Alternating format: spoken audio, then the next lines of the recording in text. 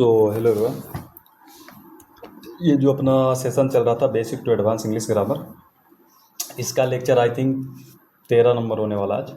और इसके पहले हम लोग 12 कर चुके हैं। तो ये अगर डायरेक्ट आप इस लेक्चर से जुटे हो तो आप कोशिश करो पहला लेक्चर के पहला सेंटेंस आएगा, आइए तो आपको ज़्यादा समझ में आएगा। ठीक है, वहाँ पे हम लोग सारा बेसिक देख लिए थे। अब पहला लेक्चर से आने का रीज़न ये है कि आप पहले तो आप हिंदी मीडियम के स्टूडेंट्स हो, और मैं मान के चलता हूँ कि इसके पहले आपका ग्रामर का बेस बहुत ही ख़त्म है, यानी कि नहीं जाए कोई भी बेस नहीं है। तो उस लेवल से मैंने शुरू किया, और अगर आपका बेसिक काफ़ी हद तक बहुत अच्छा है तो हो सकता है यहाँ तक समझ में आ जाए।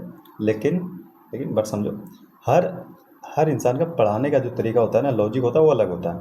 सब अपने अपने हिसाब से पढ़ाते हैं। तो अगर पहला से आओगे तो हम लोग का जो लॉजिक होगा वो मिल जाएगा, कैसे पढ़ेंगे, कैसे सारा चीज़ का पहले चर्चा कर चुके हैं क्लास में, कैसे कैसे चलेंगे। तो आप कोशिश कीजिए पहला लेक्चर से आने का। ठीक है, तो चलिए अपना शुरू करते हैं। ये तो चल रहा था अपना, कौन सी चैप्टर चल रहा था? प्रोनाउन। प्रोनाउन का डिटेल में एक दो लेक्चर ले चुके हैं, जिसमें हम लोग पॉजेसिव प्रोनाउन देख लिए थे, पर्सनल देख लिए थे, रिफ्लेक्सिव देख लिए थे, एम्फैटिक देख लिए थे, और डेमोस्ट्रेटिव भी काफ़ी हद तक देख लिए थे कुछ कुछ। और वहाँ पे सारा सेंटेंस नहीं किए थे, तो डेमोस्ट्रेटिव का यहाँ से करके आगे डिस्ट्रीब्यूटिव और बोथ, एनी, नन, और यही सबका अपना कुछ कॉन्सेप्ट देखने वाले इसका, ये सब क्या यूज क्या है किसी भी सेंटेंस में। तो चलिए शुरू करते हैं। तो पहला आप समझो डेमोस्ट्रेटिव प्रोनाउन होता क्या है। तो सबसे पहली बात समझो प्रोनाउंस क्या होता है। प्रोनाउंस उसे कहते हैं जो नाउन के स्थान पर प्रयोग किया जाता है। प्रोनाउन का कार्य क्या होता है? प्रोनाउन का वही कार्य होगा जो नाउन कार्य करेगा। नाउन क्या कार्य करता है किसी भी सेंटेंस में? सब्जेक्ट बनना, ऑब्जेक्ट बनना, ये कार्य करते हैं। प्रोनाउन का भी कार्य होगा किसी भी सेंटेंस में सब्जेक्ट बनने का और ऑब्जेक्ट बनने का। ठीक है, तो डेमोस्ट्रेटिव प्रोनाउन अपना होता है कितना? 4।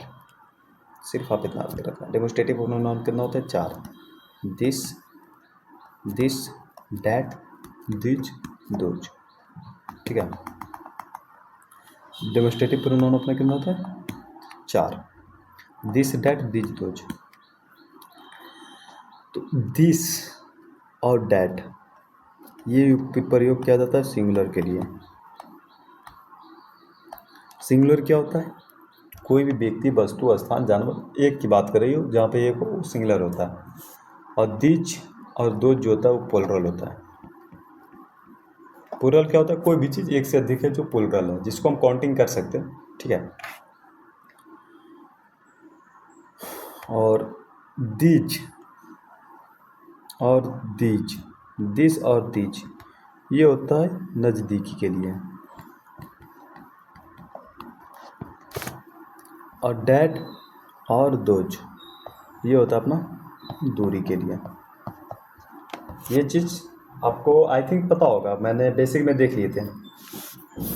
दिस का प्रयोग किया जाता है नज़दीकी के लिए, डैट का भी नज़दीकी के लिए, दिज और दोज का प्रयोग किया जाता है दूरी के लिए। ठीक है, और इसका काम क्या होता है किसी भी सेंटेंस में? किसी भी सेंटेंस में इसका काम होता है सब्जेक्ट की जगह पे आना। ठीक है, सब्जेक्ट बनने के कार्य करता है, नाउन की जगह पे आ रहा है तो सब्जेक्ट बनने का काम करता है। तो आप इस सेंटेंस से समझो दो चीज़ें। पहले देखो आंसर क्या होगा वो मैं बता देता हूँ। आंसर पे आपको ध्यान मत देना, इसके पीछे का लॉजिक बताना है, आपको लॉजिक समझना है। जो बेसिक देख चुके हैं उसके लॉजिक समझना है इसका। आप यहाँ पे देख सकते हो दिस इज माइन नहीं होगा, ये माई होगा। ये पॉजेसिव एडजेक्टिव का है। ठीक है, पॉजेसिव एडजेक्टिव का एरर है, ये चीज़ नहीं देखना, इसके पीछे का लॉजिक देखना है। कहाँ पे प्रोनाउन, कहाँ पे डेमोस्ट्रेटिव प्रोनाउन बन रहा है, कहाँ पे डिस्ट्रीब्यूटिव प्रोनाउन, सॉरी कहाँ पे डेमोस्ट्रेटिव प्रोनाउन, कहाँ पे डेमोस्ट्रेटिव एडजेक्टिव बन रहा है। दोज टेबल्स यहाँ प्लुरल है, दोज है, तीज नहीं आएगा, आ रहेगा। ये सब तो आप क्लियर है, ये सब तो आप कर लोगे। दिज बुक्स, यहाँ पे बुक्स नहीं आएगा, बुक्स आएगा। ठीक है, तो आप सबसे पहली चीज़ समझो, ये पेन अपना हो गया सब्जेक्ट, नाउन का जिक्र पहले हो गया यानी दोबारा नहीं होगा, तो ये अपना हो गया ऑब्जेक्ट। इसे ऑब्जेक्ट कर लो, सब्जेक्ट कॉम्प्लीमेंट जो आपको इच्छा है जो कर लो। ये हो गया अपना लिंकिंग वर्ब। ठीक है, ये दिस क्या है? ये नाउन है, सब्जेक्ट की तरह से काम। ये दिस क्या है, जो बट किसी नाउन या प्रोनाउन की विशेषता बता रहा है, एडजेक्टिव है। दिस पेन नाउन का विशेषता बता रहा है, इसका क्वालिफाई कर रहा है, तो नाउन होगा। और दूसरी बात कौन सी नाउन होगा, डेमोस्ट्रेटिव, सॉरी एडजेक्टिव होगा। कौन सी एडजेक्टिव होगा, डेमोस्ट्रेटिव एडजेक्टिव। तो आप समझना, जब दिस, दैट, दिज, दोज, ये सब के बाद नाउन आ जाए, नाउन आ जाए, तो ये हो गया अपना डेमोस्ट्रेटिव एडजेक्टिव। ठीक है। बट दिस, दैट, दिज और दोज, ये सब के बाद कोई भार भाव, यानी कि ये सब्जेक्ट बनने का कार्य कर रहा है। ये क्या कार्य कर रहा है, सब्जेक्ट बनने का। तो ये फिर क्या हो जाएगा, ये हो जाएगा डेमोस्ट्रेटिव प्रोनाउन। तो वही चीज़ आपको यहाँ पे समझना है। ये दिस है ना, इसके बाद नाउन आ रहा है, डेमोस्ट्रेटिव एडजेक्टिव। दिस इज, इसके बाद वर्ब आ रहा है। ठीक है, तो ये दिस क्या हो गया, डेमोस्ट्रेटिव प्रोनाउन। दोज टेबल्स, इसके बाद नाउन आ रहा है, ये क्या हो गया, डेमोस्ट्रेटिव एडजेक्टिव। दिज बुक, यहाँ देखो बुक्स होगा, पोर्टल है इसलिए यहाँ बुक्स होगा, तो ये क्या होगा, डेमोस्ट्रेटिव एडजेक्टिव। तो डेमोस्ट्रेटिव में कुछ समझने की नहीं है, 4 वर्ड है उसका, बस इतना याद रखो। दिस दैट सिंगुलर के लिए यूज किया जाता है, दिज दोज प्लूरल के लिए यूज किया जाता है, और दिज और दिस नज़दीकी के लिए किया जाता है, डैट और दोज पर दूरी के लिए किया जाता है। बस आपको सिर्फ इतना ही याद करना है, बाकी जब प्रैक्टिस करेंगे तो मेन रूप से आज का लेक्चर शुरू होने वाला है यहाँ से। मज़ा आएगा डिस्ट्रीब्यूटिव पढ़ने में, क्योंकि डेमोस्ट्रेटिव में कोई लॉजिक नहीं है, कोई ज़्यादा कॉन्सेप्ट है नहीं। उस चीज़ को सिर्फ याद करना है कि दिस डैट को सिंगुलर के लिए यूज किया जाता है, दिस दोज को प्लूरल के लिए यूज किया जाता है, क्यों किया जाता है, इसके पीछे को कोई लॉजिक नहीं है उसका। मतलब बर्ड लिख दिया, ई एस या ओ एस लगा दिया, यसी, तो प्लूरल बन गया, बस इतने, सिर्फ उसका मतलब इतना ही है। मेन लॉजिक और कॉन्सेप्ट है डिस्ट्रीब्यूटिव में, डिस्ट्रीब्यूटिव में मजा आने वाला है। तो आप समझो पहले डिस्ट्रीब्यूटिव होता है क्या। डिस्ट्रीब्यूटिव अपना क्या होता है, डिस्ट्रीब्यूट मतलब होता है जो बांट बांट की बात करता हूँ, बांटना, यानी कि एक एक करके बात करें, एक एक करके बात करें। आप एक चीज़ पहले समझो, मैं जो चीज़ कह रहा हूँ उस चीज़ पे आप ध्यान देना, ना कि बोर्ड पे ध्यान दो, क्लास पे आप ध्यान मत दो, जो मैं बता रहा हूँ उस पर ध्यान दो। आप समझो, आप लोग कुछ लड़के हो, आपका दोस्त है, सारा टीम, आप गए क्रिकेट खेलना। ठीक है, वहाँ डायरेक्ट बोल देगा हाँ all of the boys is playing cricket, हाँ सारे लड़के क्रिकेट खेल रहे हैं, लड़कों में से सबका सब क्रिकेट खेल रहा है, जनरली कह दिया, कोई दिक्कत नहीं हुआ। बट लड़का सारा खेल रहा है, बट उसमें सिलेक्शन से बात करना हो, सिलेक्शन को दर्शाना हो, और उसमें क्या करनी है, जोर डालना है। ऐसे बोलना भाई, एक लड़के क्रिकेट खेल रहा है, एक एक करके क्रिकेट खेल रहा है, समझ रहे हो। दोनों बात के कहने का एल्गोरिदम क्या हो रहा है, बात कह आप सेम रहे हो, कहने में कोई दिक्कत नहीं है, बट कहने का जो तरीका है ना वो थोड़ा बदल जाता है। एक तो कह रहे हो हाँ सारे लड़के क्रिकेट खेल रहा है, आप ऐसे भी कर सकते हो all boys are playing cricket, या all of the boys are playing cricket, लड़कों में से सारे क्रिकेट खेल रहे हैं या फिर सारे लड़के क्रिकेट खेल रहे हैं। आप समझो, देखो इधर बोर्ड पे सीखो, all boys are playing cricket, या फिर लिख सकते हो all of the boys are playing cricket.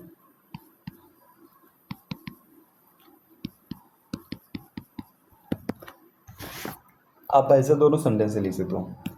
तो इस सेंटेंस का मतलब हो गया, सिंपल हो गया, सारे लड़के जितनी है सभी लड़का क्रिकेट खेल रहा है, सभी लड़के क्रिकेट खेल रहा है। इस सेंटेंस का मतलब हो गया लड़कों में से सभी क्रिकेट खेल रहा है। यहाँ जो ऑल है ना ये एडजेक्टिव बन रहा है, बट यहाँ जो ऑल है ये प्रोनाउन बन रहा है। ठीक, इस चीज़ पे सिर्फ इतना ध्यान देना, इस चीज़ का मीनिंग पे ध्यान दो। पहला सेंटेंस जो है, जो पहला सेंटेंस है ना, इसका क्या मीनिंग हुआ, सारे लड़के क्रिकेट खेल रहा है। बट दूसरा सेंटेंस क्या बोला, लड़कों में से सारे क्रिकेट खेल रहे हैं। बात थोड़ी सी बता रही है, घुरा के तो बात बता रही है, बट इसमें ज़्यादा जोड़ नहीं दे रहे, और जोड़ भी दे भी रहे तो बार बार की बात नहीं कर रही है, सबको एक ही बार बात कर रही है। सारे लड़कों में से सारे क्रिकेट खेले। बट डिस्ट्रीब्यूटिव का मतलब क्या होता है? डिस्ट्रीब्यूटिव का मतलब होता है तो इसे बांट बांट के दर्शाना। ठीक है, बांट बांट की बातें करती हुई। अगर इसी चीज़ को आप डिस्ट्रीब्यूटिव में बात करोगे तो क्या लिखोगे? E is each of the boys. अब यहाँ देखो, आर होगा या ईच होगा, प्लेइंग प्लेइंग क्रिकेट।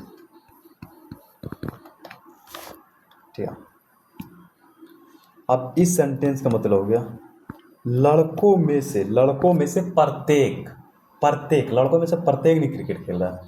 इस पे जोड़ हो रही, लड़कों में से छाट रही है, एक एक करके बात कर रही है, लड़कों में से प्रत्येक की बात हो रही है। उसी तरह इसका वर्ब, यहाँ पे वर्ब लगेगा सिंगुलर और यहाँ पे लगेगा प्लूरल। ठीक है, यहाँ पे ये सही होगा, आर गलत हो जाएगा। क्यों होगा?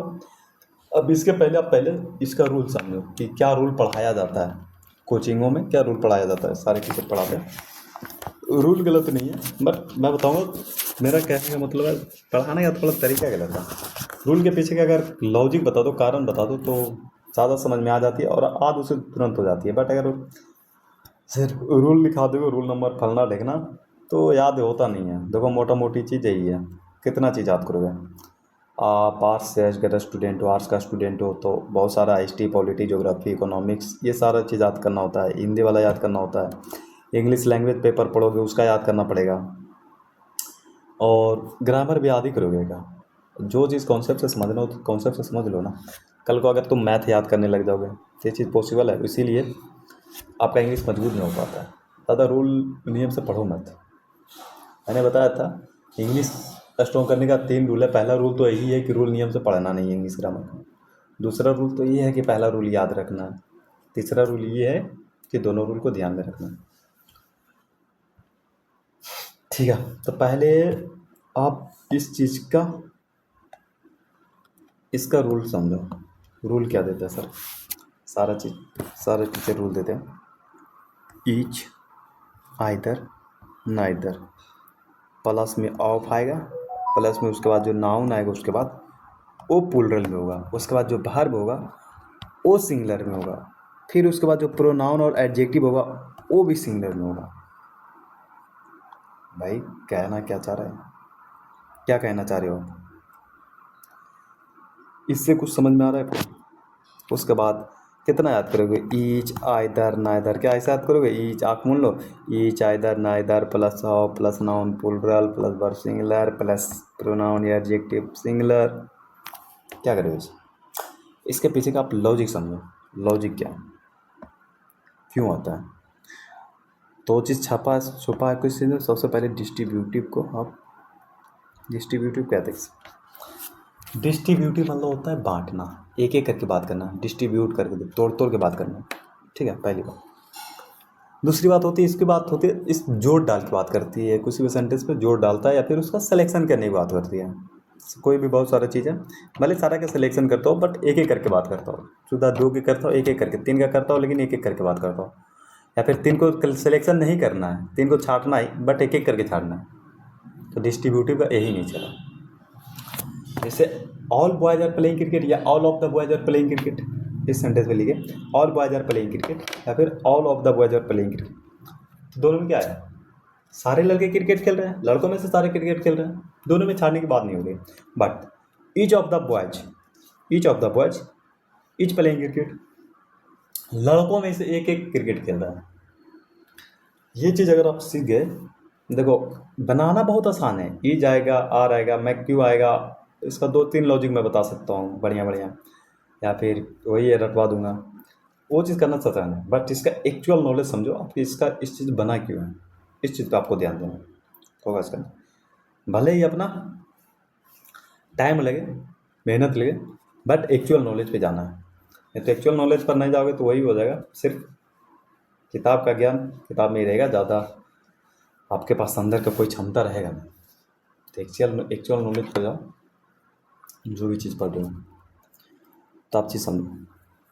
ईच मतलब होता है प्रत्येक, आइदर मतलब भी होता है एक दो में से कोई एक, नाइदर मतलब होता है दो में से कोई नहीं।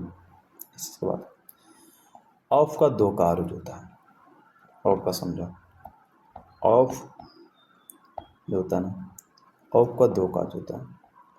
एक होता है सिलेक्शन को दर्शाना,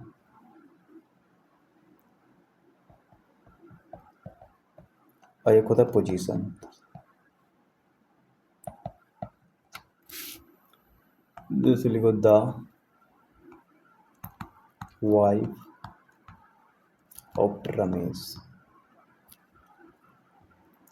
पोजीशन बता रहा है किसका वाइफ है, रमेश का वाइफ। इस सेंटेंस बोल हो गया रमेश की वाइफ, रमेश की पत्नी। बट सिलेक्शन हो गया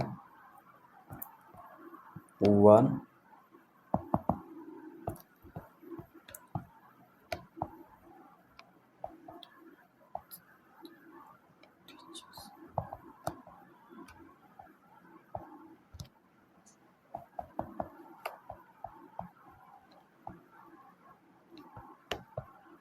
arrogant. One of my teachers is very arrogant, मतलब मेरे टीचर में से, मेरे जितने भी शिक्षक है स्कूल में या फिर कोचिंग में, उनमें से एक बहुत ही एरोगेंट है, बहुत ही घमंडी है, वो किसी की बात ही नहीं सुनता। तो यहाँ पे बता रहे हो ना, माई टीचर्स में से एक, टीचर बहुत सारा, बस उसमें से सिलेक्शन करे एक। बट यहाँ बोल रहे हो राजेश की वाइफ, पोजीशन हो रही। तो ये जो सेंटेंस है ना, ये सिलेक्शन की बात करते हैं। यहाँ पे जो ऑफ है ये सिलेक्शन की बात करते हैं। अगर देखो यहाँ पे नहीं समझ में आया कोई बात नहीं है, दोबारा देखो, दोबारा देखो, 4 बार देखो, समझ में आ जाएगा। अगर कॉन्सेप्ट समझना है तो बाकी नहीं कॉन्सेप्ट समझना तो ये रूल याद करो। अगर आपके दिमाग में रहता है, आप इस सेंटेंस पर अप्लाई कर पाते हो तो ठीक है, बट 90% चांस है कि आप भूल जाओगे। तो इसके पीछे का नियम समझो, इसके पीछे का कॉन्सेप्ट समझो, ये जो रूल है क्यों बना। तो आप यहाँ पोजीशन करो, नाउन प्लूरल होगा, वर्ब सिंगुलर, एडजेक्टिव या प्रोनाउन सिंगुलर आता है। क्यों आता है इस चीज़ पे बात करें। Each of the girls are dancing on the road. पहली बात आप इस रूल से समझो, तो ईच आ गया, ठीक है। ऑफ के बाद जो नाउन आता है वो क्या आता है, प्लूरल, यानी कि यहाँ पर गर्ल्स कर दो दिया। उसके बाद जो वर्ब आता है वो क्या होता है, सिंगुलर, चलो ठीक है, यहाँ पे आई ईच कर दो। डांसिंग ऑन द रोड, उसके बाद कोई प्रोनाउन एडजेक्टिव नहीं है, ठीक है।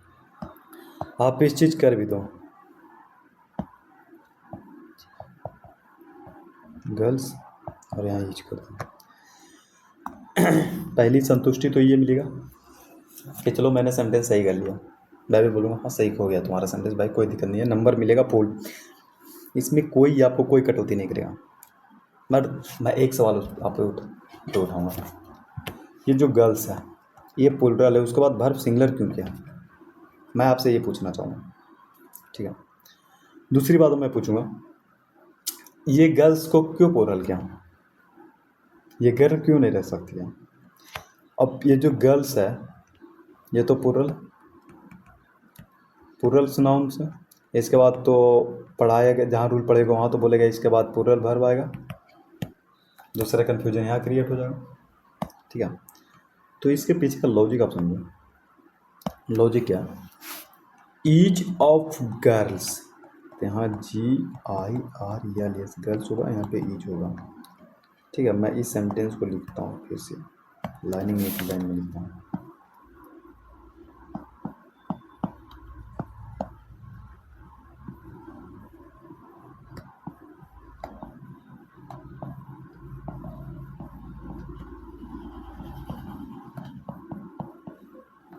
Sorry dancing on the road, इस सेंटेंस का मतलब क्या हुआ, लड़की में से प्रत्येक डांस कर रहा है रोड पे। जैसे आप कॉलेज जा रहे हो, नौमा 10वां इंटर या फिर जो भी आप ग्रेजुएशन करो वहाँ पे, कॉलेज मेरा जैसे ग्रेजुएशन फाइनल होने बाद वहाँ पे मैं कॉलेज जाता तो बहुत सारी लड़कियाँ रील बनाती रहती है, सब चुल बहुत सारे को चढ़ गई है रील बनाने का। तो बोल रहे थे हाँ भाई, लड़की में से सारे डांस कर रही थी रोड पे, ठीक है। सेंटेंस का मतलब ये हुआ। तो आप पहले चीज़, आप इस सेंटेंस को तोड़ो, एक एक करके इस वर्ड को तोड़ो, पूरे सेंटेंस को, कौन प्रीपोजिशन है, प्रीपोजिशनल ऑब्जेक्ट है, अगर आप सही तोड़ दिए ना तो आपका आंसर यही मिल जाएगा। आप इस सेंटेंस को तोड़ो तब पता चलेगा हम एक एक चीज़ तोड़ क्यों रहे थे, उतना देरी से क्यों कर रहे थे, ये सब्जेक्ट होता है, ये वर्ब होता है, ये सब्जेक्ट वर्ब एलिमेंट, ये सब हम क्यों कर रहे थे उतना देरी से। तो आप इस सेंटेंस को तोड़ो। पहली बात ऑफ है प्रीपोजिशन, प्रीपोजिशन के बाद आने वाला नाउन या प्रोनाउन नाउन होता है प्रीपोजिशनल ऑब्जेक्ट। आप इसे तो पहली बात अगर रूल से पढ़े हो तो उनसे हमने बताया तो आप तो इसे सब्जेक्ट समझ लिया होगा, ठीक है, इस पर तो आप ध्यान दिए होगे ना। ईज हो गया अपना हेल्पिंग वर्ब, जो मेन वर्ब की विशेषता बता रहा है, हेल्प कर रहा है, हेल्प कर रहा है, हो गया अपना मेन वर्ब। ऑन हो गया अपना प्रीपोजिशन है, प्रीपोजिशन के बाद आने वाला नाउन प्रोनाउन होता है प्रीपोजिशनल ऑब्जेक्ट। ईच क्या है, पहली बात ईच आइदर नाइदर होता है प्रोनाउन, ये 3 वर्ड तो आप याद रखोगे। प्रोनाउन का अर्थ क्या होता है, सब्जेक्ट बनना, ऑब्जेक्ट बनना, ऑब्जेक्ट बन नहीं सकता, ऑब्जेक्ट बन नहीं सकता, तो इस क्या बनेगा, इच बनेगा सब्जेक्ट, पहली बात इच बनेगा सब्जेक्ट। दूसरी बात समझो, ये जो प्रीपोजिशन है, प्रीपोजिशन का ऑब्जेक्ट मिल गया, ये प्रीपोजिशन है, इसका ऑब्जेक्ट मिल गया, पर कोई भी सब्जेक्ट कोई भी वर्ब, हेल्पिंग वर्ब हो, मेन वर्ब हो, लिंकिंग वर्ब हो, या फिर हैपनिंग वर्ब हो, मॉडल्स हो, कोई भी वर्ब हो, किसके अकॉर्डिंग लगाते हैं, कोई भी वर्ब सब्जेक्ट के अकॉर्डिंग लगाते हैं ना। सब्जेक्ट कैसा हमारा सब्जेक्ट सिंगुलर है तो सिंगुलर वर्ब लगाएंगे, सब्जेक्ट प्लूरल है तो प्लूरल वर्ब लगाएंगे, सब्जेक्ट अनकाउंटेबल है तो भी सिंगुलर वर्ब लगाएंगे, ये सब सब्जेक्ट वर्ब एग्रीमेंट में पढ़ेंगे। बट अब समझो, जैसे आप लिख रहे हो Ram is my best friend, Ram मेरा बेस्ट फ्रेंड है, तो Ram are my best friend क्यों नहीं करेगा। आप जैसे लिख रहे हो Ram is my best friend, ये जो है यहाँ आर क्यों नहीं कर रहे हो, किसके लिए नहीं कर रहे हो, तो बोलोगे राम सब्जेक्ट है भैया, सब्जेक्ट के अनुसार वर्ब आई, राम सिंगुलर है सर तो सिंगुलर वर्ब देंगे, ये चीज़ है। तो इसीलिए इच सब्जेक्ट का काम कर रहा है, तो जो हेल्पिंग वर्ब है, मेन वर्ब है, ये किसके अकॉर्डिंग आएगा, सब्जेक्ट के अकॉर्डिंग आएगा कि ऑब्जेक्ट के अकॉर्डिंग आएगा, सब्जेक्ट के अकॉर्डिंग आएगा। तो उस अकॉर्डिंग से तो आपको रूल नियम से पता चल गया सिंगुलर आएगा, आपका सर बता दे सिंगुलर आएगा, बट क्यों आएगा सिंगुलर, आप ये सवाल करो सर क्यों सिंगुलर आएगा। तो एक चीज़ समझो, सिंगुलर इसलिए आएगा क्यों हमें बात एक एक करके हो रही है, बात सबको नहीं हो रही है, बात एक एक करके इसलिए हो रही है कि लड़कियों में से प्रत्येक, इस कहने से क्या समझो, लड़कियों में से एक भाई साहब, एक एक लड़की डांस करे तो रोड पे है, एक लड़की डांस कर रही है रोड पे है, ये हालत है पूरा इंडिया का, यही हालत है इंडिया का।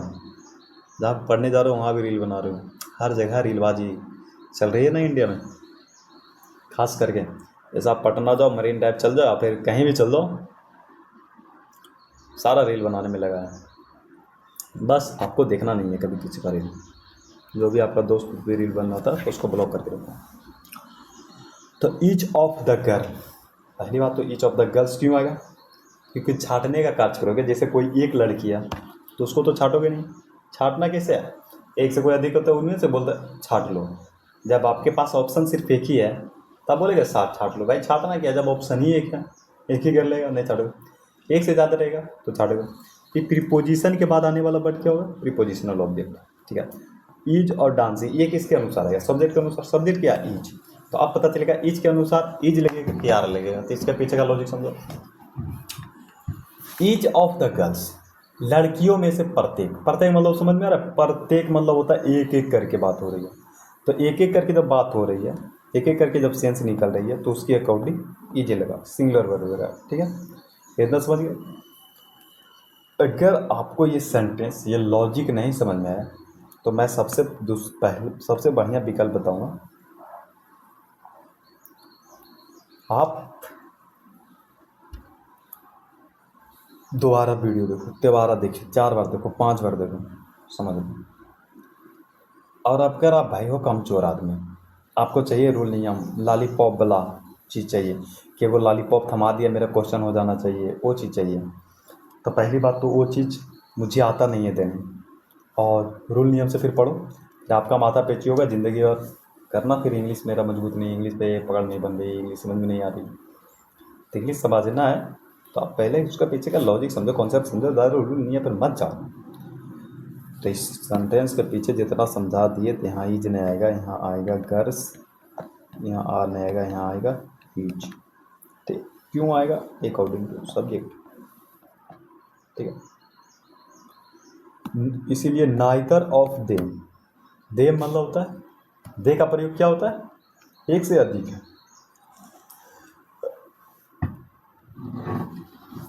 दे का प्रयोग होता है किसी भी पर्सन के लिए एक से अधिक, लड़का हो या लड़की। इस सेंटेंस को आप पहले तोड़ो। ऑफ प्रीपोजिशन हो गया, प्रीपोजिशनल ऑब्जेक्ट हो गया, ये हो गया अपना हेल्पिंग वर्ब, ये हो गया मेन वर्ब। सो याद हो गया क्या? पोजेसिव एडजेक्टिव हो गया, और ये हो गया ऑब्जेक्ट, इस वर्ब के ऑब्जेक्ट हो गया। तो आपको कहीं कहीं लगेगा किसी वर्ब को ऑब्जेक्ट मिलता है, किसी वर्ब को ऑब्जेक्ट नहीं मिलता, तो ऐसा ही होता है। वर्ब पे डिपेंड करता है किस वर्ब ऑब्जेक्ट लेगा, किस वर्ब ऑब्जेक्ट नहीं लेगा। तो उस चीज़ पे ज़्यादा पे मैं जाऊँगा नहीं, ऐसे ही इतना ही गा रहे जा रहे, बहुत बहुत अंदर घुसा रहे आपके एग्ज़ाम के थ्रू।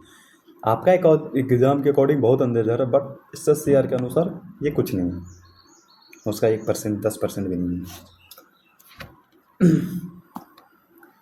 तो आप समझो, इतना आप अगर सेंटेंस तोड़ लेते हैं। नाइदर क्या है? नाइदर का मतलब होता है दो में से कोई नहीं, प्रयोग किया जाता है दो, बट उसमें बोलता है दो में से कोई नहीं।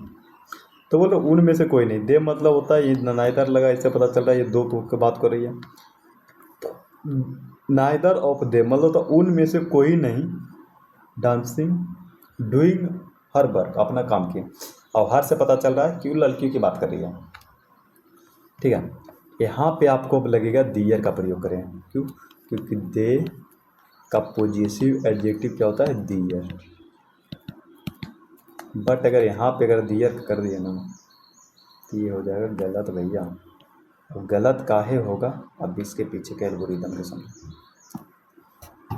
नाइदर ऑफ देम, उनमें से कोई नहीं, दो है, दो में से कोई नहीं।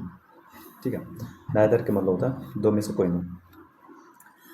आर डूइंग हर वर्क, पहली बात तो देम मतलब दो लड़के, उनमें से कोई नहीं बात कर रही है।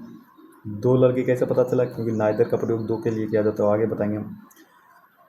पहली बात है प्रीपोजिशन हो गया, प्रीपोजिशन हो गई, प्रीपोजिशनल ऑब्जेक्ट हो गया। ठीक है, ये हेल्पिंग वर्ब है, ये अकॉर्डिंग टू सब्जेक्ट आएगा, सब्जेक्ट के अनुसार आएगा। सब्जेक्ट अपने क्या है? नाइदर।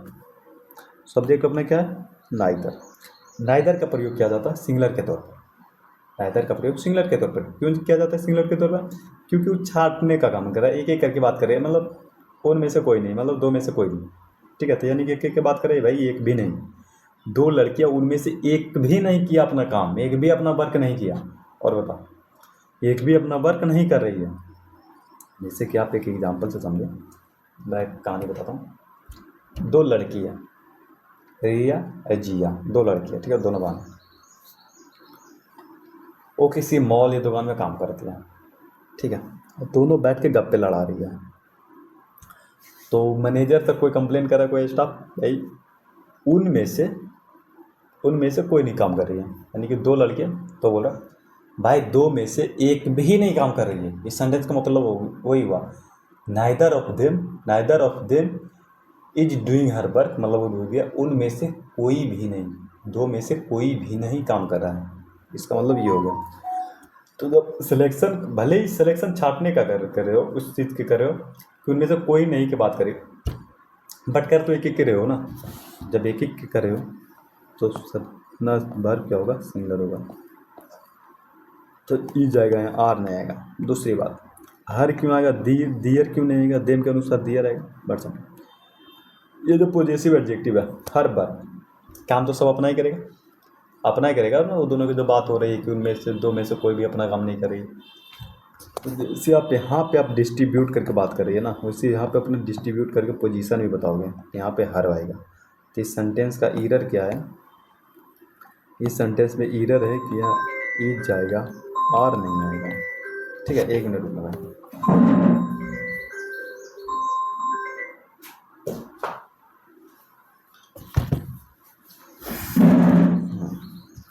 तो इस सेंटेंस में इज आएगा, आर नहीं आएगा। ये हो गया अपना सब्जेक्ट, ये हो गया प्रीपोजिशन, ये हो गया प्रीपोजिशनल ऑब्जेक्ट, ये हो गया मेन वर्ब, ये हो गया हेल्पिंग वर्ब, पॉजेसिव एडजेक्टिव हो गया, ये हो गया ऑब्जेक्ट।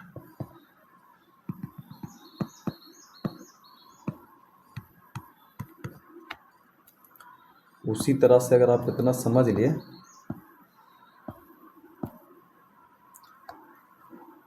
तो आप ये भी सेंटेंस कर दो।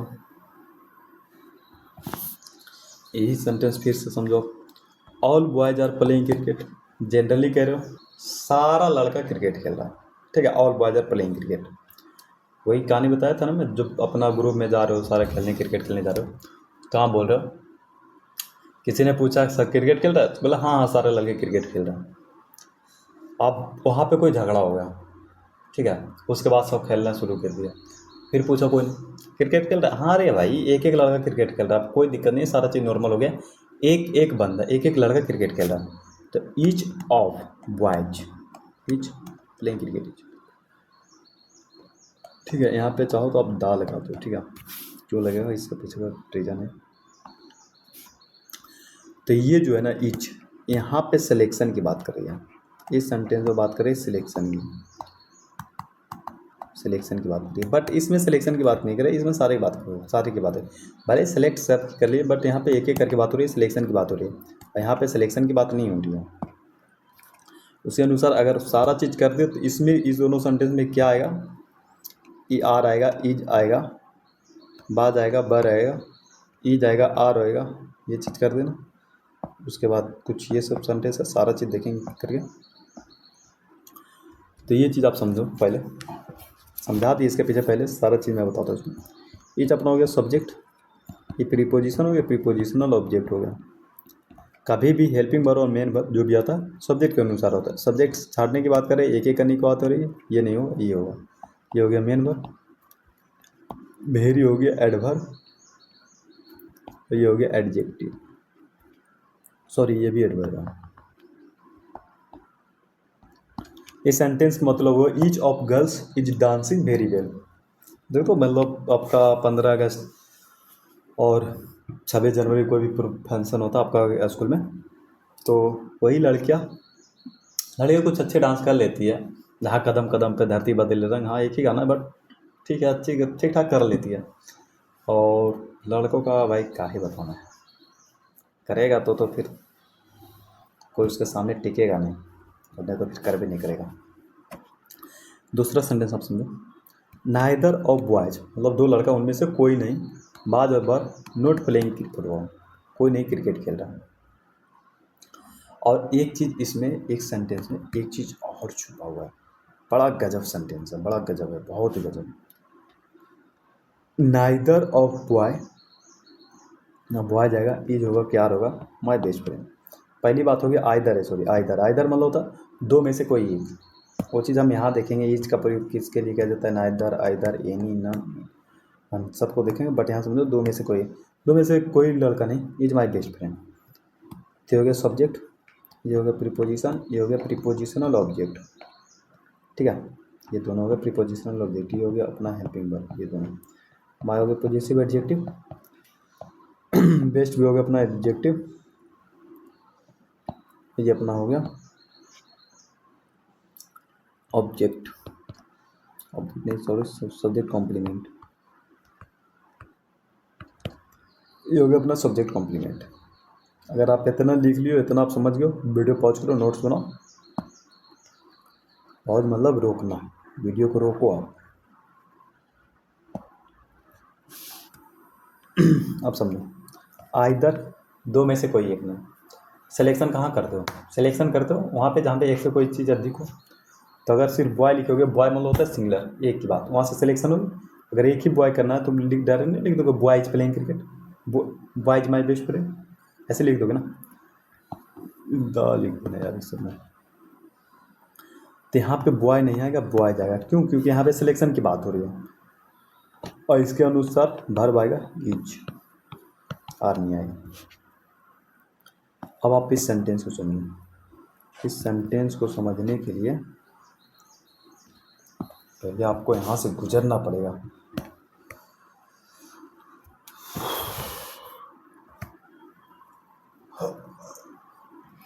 अब समझो, ईच का मतलब होता है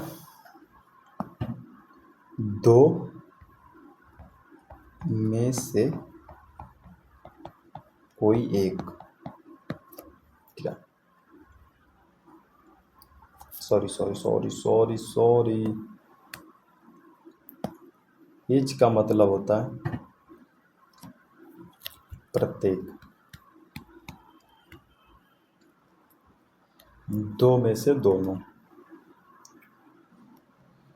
आइदर का मतलब होता है दो में से कोई एक। नाइदर का मतलब होता है दो में से कोई नहीं। एनी में का मतलब होता है दो से ज़्यादा, पर उसमें से कोई एक। नन का मतलब होता है दो से ज़्यादा, पर उसमें से कोई नहीं। ऑल का मतलब होता है सभी, सीधी सीधी बात। तो ईच का मतलब होता है प्रत्येक। आइदर का मतलब होता है दो में से कोई एक। नाइदर का मतलब होता है दो में से कोई नहीं। एनी का मतलब होता है दो से ज़्यादा पर उनमें से कोई एक। नन का मतलब होता है दो में से ज़्यादा पर उनमें से कोई नहीं। ऑल मतलब होता है सभी। ईच मतलब होता है प्रत्येक, जितने भी लड़का हो सबको एक एक करके बात करिए। ठीक है, यहाँ चीज़ से समझिए। तो आप यहाँ समझिए, इस सेंटेंस को पहले आप मीनिंग निकालो। नाइदर ऑफ बॉयज मतलब लड़कों में से कोई नहीं, दो लड़के बात करें उनमें से कोई नहीं। बाज ever not playing cricket, cricket नहीं खेला। पहली बात तो अब सिर्फ यहाँ पे अगर देखोगे नाइदर, इसी का मतलब हो गया दो में से कोई नहीं। तो लड़कों में से दो लड़का उनमें से कोई नहीं, बर्फ प्ले क्रिकेट। फिर यहाँ भी आप नहीं लगा दिए। इस सेंटेंस का अगर एग्जैक्ट मैं हिंदी लिखूँ, इस सेंटेंस की एग्जैक्ट हिंदी लिखो तो होगा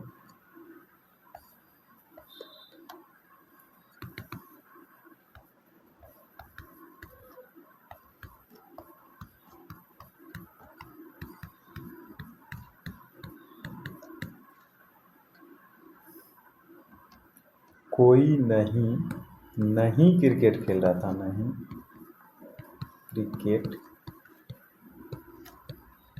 खेल रहा था। इस सेंटेंस का मतलब ये होगा। तो ये जो दो बार नहीं आ गया, क्या इसका ज़रूरत है? तो आप किसे हटाओगे? इस नहीं को हटाओगे या ये? तो इसीलिए नन को हटाओगे या नोट का? तो अगर मान लो नाइदर को हटा दोगे तो ये ऑफ क्यों लगा दिया? सिलेक्शन नहीं दर्शा पाएगा, पहली बात। दूसरी बात, नाइदर को अगर हटा दोगे, नाइदर को अगर हटा दिए तो पता नहीं चलेगा कि दो का बात हो रही है। तो नाइदर तो हटेगा नहीं, क्या हटेगा? डायरेक्ट आप नाउन को हटाओ। अगर नाउन को नोट का हटा दोगे, सॉरी नोट को हटा दोगे तो क्या हो जाएगा? लड़कों में से कोई नहीं फुटबॉल खेल रहा था, ऐसे होगा। ये जो नोट है ना, ये ज़बरदस्ती का टाप दिया गया। ठीक, ये समझ में आ गया? ठीक है, नहीं समझ में तो कोई दिक्कत नहीं। आपको इस लेवल का नहीं बनेगा क्वेश्चन, आपको इस लेवल का नहीं पूछता, बहुत ही हौला पूछता है रे बउआ। तो ये सेंटेंस अगर समझ गए तो अब ये सब सारा सेंटेंस आप तोड़ दो।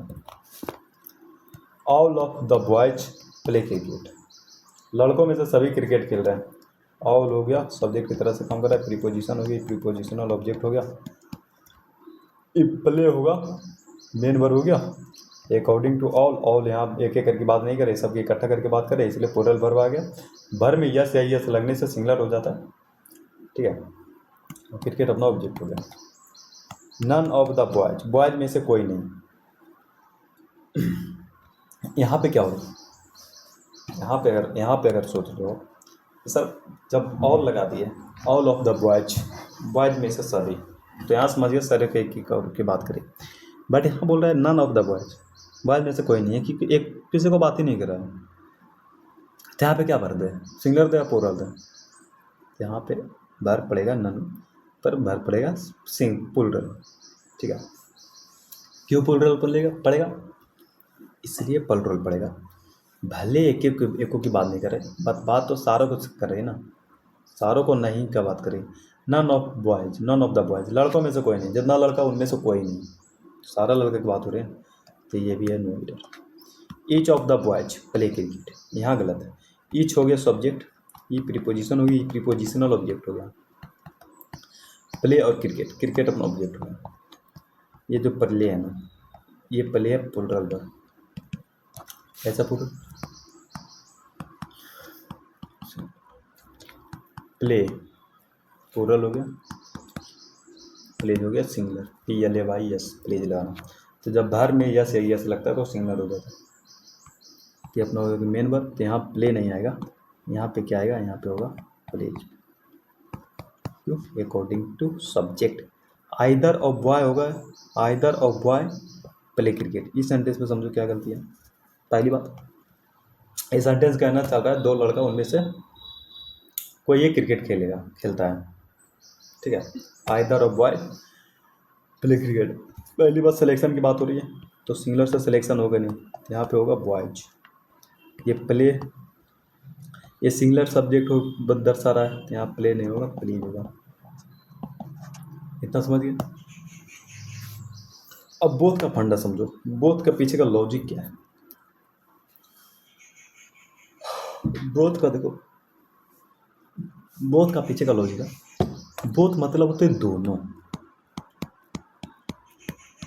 बोथ का मतलब होता है दोनों, सिंपल। बोथ का प्रयोग कभी भी निगेटिव सेंस में नहीं करते, मतलब बोथ में कभी भी नेगेशन में नहीं करेंगे। मतलब जहाँ पे जिसे बोलते हो ना, I am not a teacher, मैं टीचर नहीं हूँ, जहाँ पे ऐसा बोलते हो मैं टीचर नहीं हूँ, मैं शिक्षक नहीं हूँ, या उन दोनों में से कोई शिक्षक नहीं है, उन दोनों में से उन दोनों शिक्षक हैं, उन दोनों शिक्षक नहीं है, वो दोनों क्रिकेट नहीं खेल रहा, तो जहाँ नहीं आ रहा है ना वहाँ पे बोथ का प्रयोग नहीं होगा। बोथ मतलब तो दोनों है, कोई भी चीज़ है बट दोनों है, ठीक है। तो इस सेंटेंस को समझो, both of them are not playing cricket. तो इस सेंटेंस कहना चाह रहा है बोथ ऑफ देम, उनमें से दोनों, उनमें से दोनों are not playing cricket, cricket नहीं खेलता। पहली बात, बोथ का प्रयोग तो निगेटिव के लिए किया नहीं जाता, जहाँ पे नोट आएगा वहाँ पे बोथ नहीं आएगा। तो कहाँ समझे, या तो नोट को हटा दो या बोथ को हटा दो। पहली बात, अगर आप नोट को हटा दोगे ना, तो इस सेंटेंस का मतलब हो जाए उनमें से दोनों क्रिकेट खेल रहा है, सेंटेंस का मतलब ये हो जाएगा उनमें से दोनों क्रिकेट खेल रहा है। देखो, अगर नोट हटा दोगे ना तो अर्थ को अनर्थ हो जाएगा। समझो बात, दो टीम है, क्रिकेट खेल रहा है, ठीक है, दोनों पार्टी एक एक बेईमान कुट लड़का है, जो हो जाता है हर टीम में एक ना एक बेईमान होता है, जो मतलब आउट हो गया तो उसको नो बॉल दे देगा, अगर उसको एम्पायर बना दो तो वाइड दे देगा, मतलब कम बॉल में ज़्यादा रन मारना है तो हर बॉल को वाइड देगा, नो बॉल देगा, कुछ ना कुछ रीजन निकालेगा।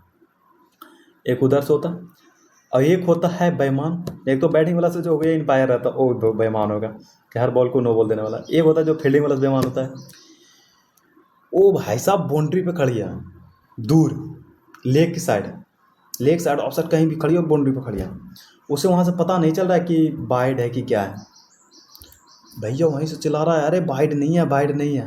अरे जब तुम देख नहीं पा रहे हो वहाँ से जब पता ही नहीं चला, तुम्हें कैसे पता वाइड नहीं है, ठीक है। तो दो बेईमान कुट लड़का है, ठीक है, बैटिंग की तरफ भी फील्डिंग की तरफ भी, दोनों टीम में, हर टीम में एक ना एक होता है। दोनों झगड़ा गया कस के, फिर किसी ने पूछा, एक दिन झगड़ा गया, चल गया सारा चल गया, मैच उतरा दो गया, फिर दोनों आए, दूसरा दिन मैच लिया, खेलने लगा, पूछ रहा हाँ भाई वो दोनों क्या खेल रहा है क्रिकेट, क्या बोलोगे, क्या बोलोगे, उन दोनों खेल रहे हैं क्रिकेट, तो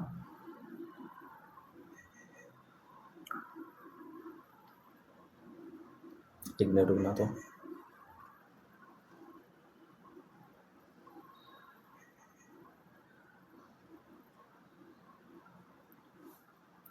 यहाँ पे मैंने नाइदर के लिए क्या बताया था भाई, दो में से कोई नहीं सही है। अब वहाँ पे क्या बोल रहा है सेंटेंस में, वहाँ पे किसी लड़का ने पूछ रहा हाँ भाई उनमें से उन दोनों खेल रहे क्रिकेट, तो बोला अरे नहीं नहीं, दो में से कोई नहीं खेल रहा, दोनों बेईमान करते हैं भाई, दोनों मैच बर्बाद करा दिया पिछला दिन, तो दोनों के नहीं खिलाया भाई साहब, दोनों एक जगह दोनों भाई बैठ के देख रहा है मैच, दोनों को खेलने नहीं दिया, दोनों का बिहेवियर ऐसी है। सेंटेंस का मतलब ये हुआ कि दोनों क्रिकेट नहीं खेल रहा, बट अगर आप यहाँ से नोट हटा दो, इस नोट को आप यहाँ से गायब करो। तो इस सेंटेंस का मतलब होगा दोनों क्रिकेट खेल रहा है। हो गई ना बात का अर्थ का अनर्थ निकल गई ना। हाँ, पहली बार नोट क्यों हटा, क्योंकि बोथ कभी निगेटिव सेंस में निगेटिव सेंटेंस में नहीं यूज होता है। तो अब अगर चलो नोट हटा दिया, निगेटिव सेंटेंस खत्म हो गई, अब नहीं का बात नहीं हो रहा। तो इस सेंटेंस का मतलब हो गया लड़कों में से दोनों क्रिकेट खेल रहा है। और नोट अगर नहीं हटाया तो इस सेंटेंस का मतलब लड़कों में से दोनों क्रिकेट नहीं खेल रहा। बट इसका कारण ये कि बोथ को हम प्रयोग नहीं कर सकते यार नोट के साथ।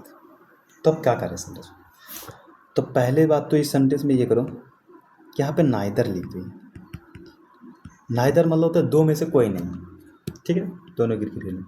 और फिर वही बात हो गई, दो में से कोई नहीं, फिर नोट की बात हो रही है। ये चीज़ मैंने पहले जिक्र कर, तो नाइदर लगा रहे हो ना, तो यहाँ से फिर आप नोट को भी हटाना पड़ेगा। तो ये सेंटेंस को आपको लिखना है बढ़िया से,